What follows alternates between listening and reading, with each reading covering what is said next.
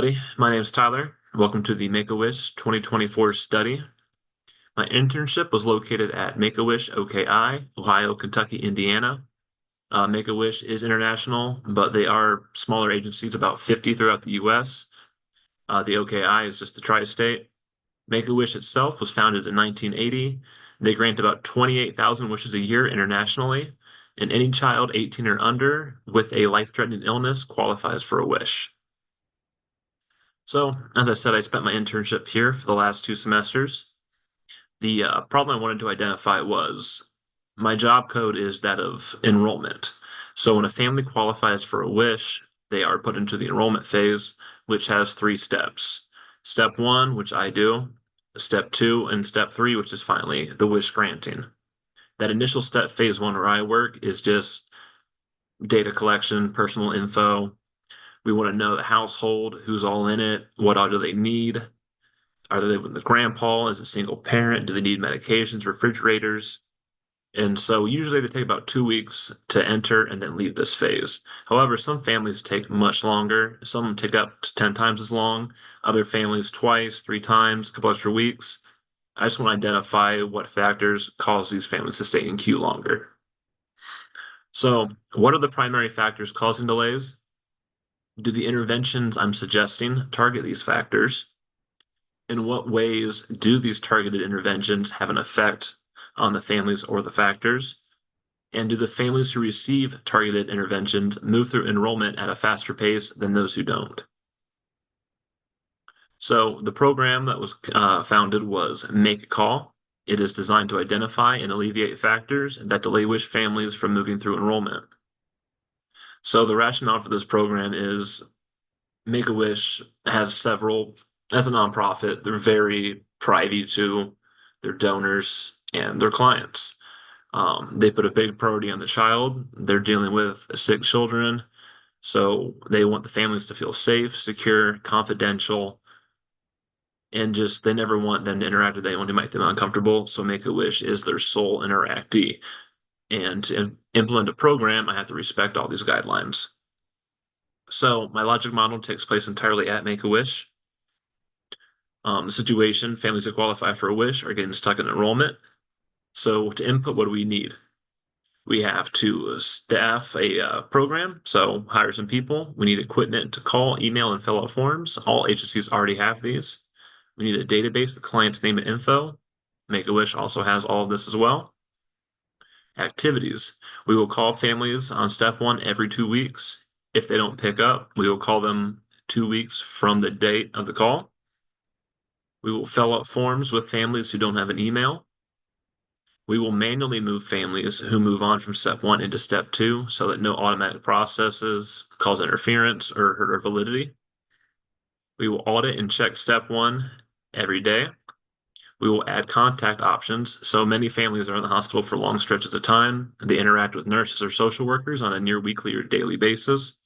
Talking to these workers should help us talk to the families quicker. We would like families who would otherwise be stuck in step one and not receive a wish to move on. For one of our outcomes, other outcomes involve more families moving on from step one to step two compared to prior months. The 2 week contact method becomes routine. Families who have waited the longest are contacted first. Midterm outcomes, the amount of time families stay on step one is reduced by 20%. Over the phone form filings becomes suggested. Client social worker is automatically put on their contact form if the family has no email. In the long term, I would like to see sister programs be developed. The amount of time to go down to 35% from 20. Families with no email are automatically sent to the contact team to be phoned to have them fill out the information for them. And 0 families on step one for more than 4 weeks out of a year. So the design of this evaluation, it will be a pre-test, post-test, one group design. There will be reasons for that I'll expand on in the next slides. A pool of 50 to 100 families with identified factors will be created, and then random assignment will be used to separate this into a control and a treatment group. So the previously mentioned factors we've identified that can cause families to be delayed or stay in the queue longer. Families with just one parent, families with no access to emails or phone, children who have grandparents as guardians. Grandparents are less likely to be technologically adept or use email, so we are kind of like restricted to only one form of contact. Non-English speaking families, so interpreter service will be used here, and families with extensive medical treatment. So families who are constantly in and out of the hospital may not be able to be reached by their home contact, so in which case the nurses and social work contacts come into play. The rationale for this, the study is focused on specific variables seen in enrollment families. So these variables are seen only in these families that we're trying to help. So we'd like to focus on these variables we see to see if they affect the timing queue. This method also allows us to see how much each variable affects the families. So I'll have charts later, but we have seen that families with no email take much longer than single parent families. So maybe we need a different intervention for the no emails that can make them go quicker because the one that we use for single parents seems to be quite effective. Other reasons, assess and change over time. Make-A-Wish divides everything for data into the month by month. So being able to see if we are being more effective as the months go on. Comparison against itself. We always want to improve. I do want to show Make-A-Wish that our intervention is improving their system. So being able to compare 2024 to 2023 and so on be greatly effective for us to implement further interventions. Cost effectiveness. They're a nonprofit. They're paid for by donors. We don't want to waste their money, so we have to be conscientious of that. Measurement and data collection. So families who qualify via the screening tool were placed into an intervention group. These families were then monitored. Families who moved through enrollment within 3 days of non-intervention families were seen as a success. So we have a family with an identified factor and a family without an identified factor. If the family without takes 10 days to move, we would like the family with to move within 13. If that happens, our intervention is successful. The data is collected by Make-A-Wish agencies, by Make-A-Wish employees working in enrollment. This ensures they're familiar with the system, confidentiality is respected, and everyone is trained on the system being used. So data collection, it's a survey-based approach to collect data from families. So right now, Make-A-Wish will ask about meds needed, people in the house. Maybe we could add questions that ask about single parent, grandparents. Do you have email? Knowing this ahead of time could let us pre-sort and organize, or just let us know what interventions might be needed before we actually get them in the queue. The timing of it will be a pre and post-test intervention. The span of the intervention will be 5 weeks. As I said, Make-A-Wish is a month-to-month when they sort their data. So a 5-week intervention allows us to capture a month in its entirety. The Make-A-Wish employees will be the sole collectors. I want these Make-A-Wish employees to have 3 months experience on the screening tool, as well as 3 months experience working in the enrollment. This will just help validity, smoothness. Everyone will kind of understand the same tool they're working with. And if we're talking from agency to agency, having them understand they're all looking at the same item and discussing the same thing will allow us to move more efficiently. Reliability and validity. Survey questionnaire will be used. Questions will cover topics such as difficulty in responding. Are the questions we're asking too personal? We don't want to hurt Make-A-Wish's trust, so if we're probing too deeply, we need to reevaluate. Content validity. We know this will work at Make-A-Wish, but can we use this survey tool in a medical field? We'll work with nurses who work with Make-A-Wish to see if the tool we're giving them is useful for a medical environment. And then Make-A-Wish agencies will be used as a control. So Make-A-Wish has about 50 agencies, 30 of which will be using our treatment intervention, and 20 of which will be the control for a little self-comparison. Threats to internal validity. So maturation. Our families are dynamic and we're working over a long period of time. These families could go through changes. It could be a change to their income. They could remarry, the addition of a caretaker. Medical needs could get better or worsen. We just have to keep this in mind. Testing fatigue.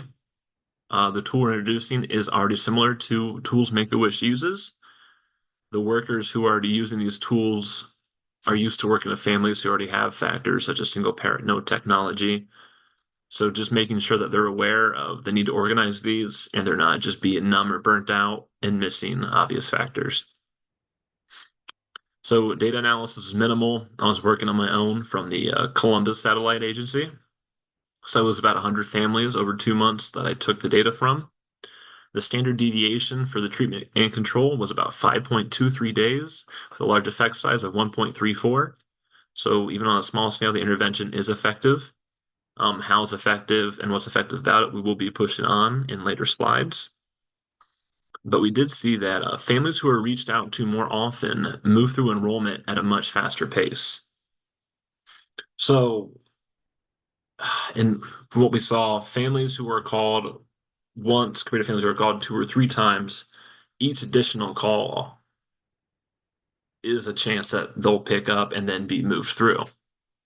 So, Make-A-Wish needs to find a way to increase the amount of ways they reach out, but also increase the periods in which they reach out.